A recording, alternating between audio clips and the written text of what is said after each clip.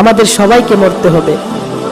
কি হবে এই শরীর দিয়ে, কি হবে এই বডি দিয়ে? আপনার আমার যে শরীরের অঙ্গ প্রত্যঙ্গগুলো সবকিছুই তো পোকামাকড় খাবে। এই দেহ নিয়ে কেন এত বাহাদুরি, কেন এত অহংকার? কবরে চলে গেলে আমার দেহটা তো পোকামাকড় খাবে।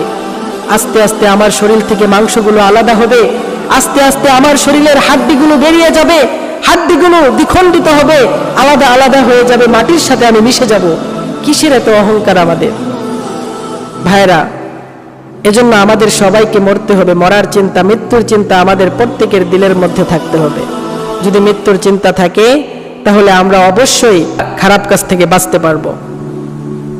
সর্বোপরি কথা হচ্ছে যে আল্লাহ তাআলা আমাদেরকে পাঠিয়েছেন দুনিয়াতে তার ইবাদতের উদ্দেশ্যে, পরীক্ষার জায়গাতে পাঠিয়েছেন। এখান থেকে আমরা কে আমল করে বেশি নিতে পারি, কে কত ভালো করতে পারি, আল্লাহ তাআলা শুধু এটাই দেখবেন।